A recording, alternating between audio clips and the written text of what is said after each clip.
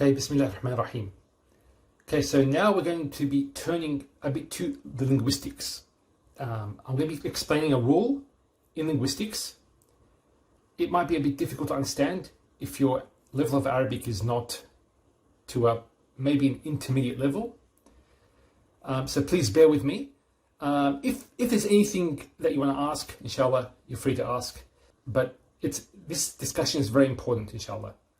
So it's a topic that you find in more advanced books, but I'll try to summarize it and to explain it as easy as I can.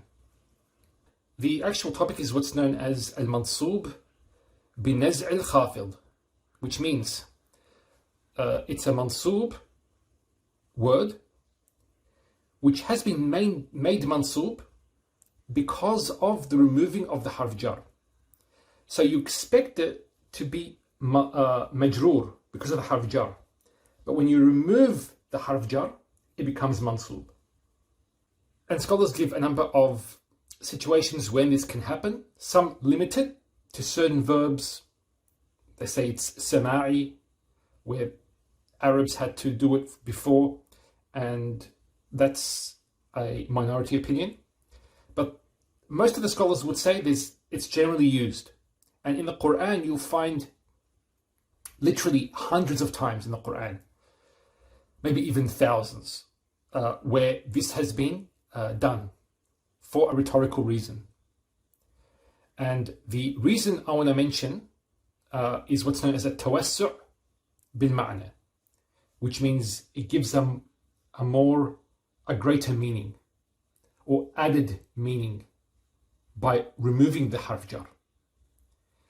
So as an example, in Surah Al-Fatiha, we use Surah Al-Fatiha as an example. So we all know Surah Al-Fatiha. The ayah is Ihdina as-sirata al-mustaqim. Guide us to the straight path.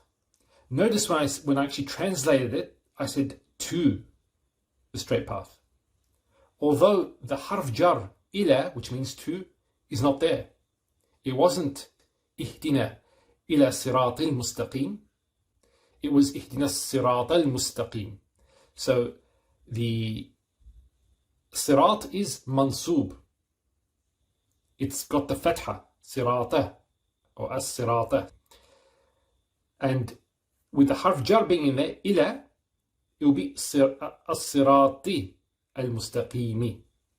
Okay, so what's happening in Surah Al-Fatiha is the ila, the to, meaning of to, has been removed. We have other ayat in the Quran where the ila actually is there. For example, ila siratin mustaqim, and he guides them to the straight path. So notice ila was used there. Now, what the topic that I wanted to speak about, it's called al-mansub binaz' al-khafid. What's naz'? To remove. Like we have, for example, in Surah Nazi'at. Nazi'at are the angels, or one of their interpretations is that they are the angels that take the souls out, or remove the souls out of the body of the disbeliever.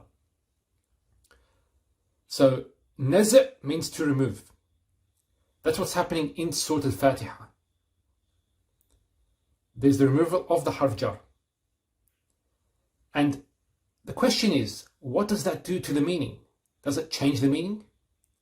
Does it add extra meaning? It does add extra meaning to it, actually. So this is the point I want to get, is removing a harf jar. So removal gives more meaning.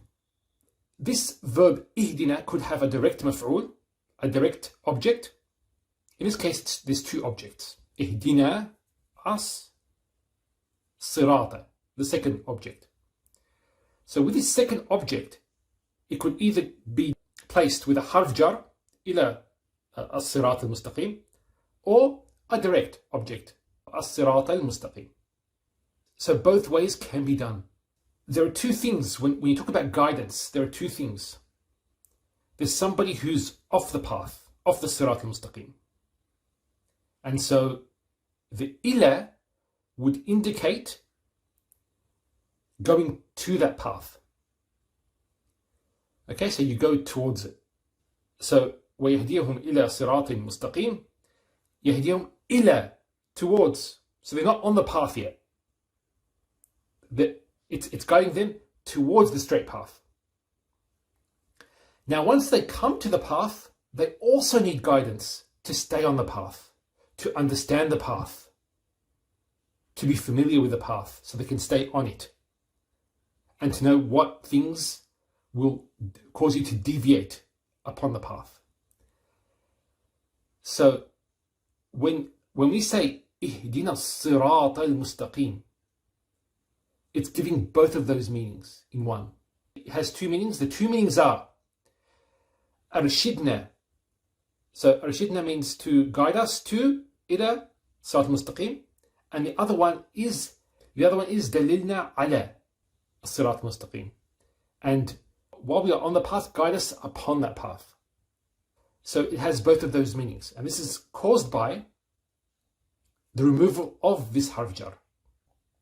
And inshallah, we can talk about this topic even more. It's a very deep topic and very interesting topic, inshallah. So we'll go through that, inshallah, some other time. But the point of the matter is, this is what I wanted to get at, is that in adhribuhunna, the hunna here is the direct object. But estimations can be done of a harf jar to come in and to make hunna an ism majroor. And that will add the meanings to what adhribuhunna means. In the case of Rasulullah sallallahu alayhi wasallam, when he separated from his wives after the nushuz, what did he do? وَاضْرِبُوا عَنْهُنَّ. So he separated. So the harf jar an would be estimated in the darb that he performed. And I'll explain also that a number of huruf jar can be estimated, and that it would match the type of nushuz. And not all the nushuz have the same way of dealing with them, because nushuz is a general word. Okay, so وصلى على سيدنا محمد وعلى آله وصحبه وسلم والحمد لله رب العالمين.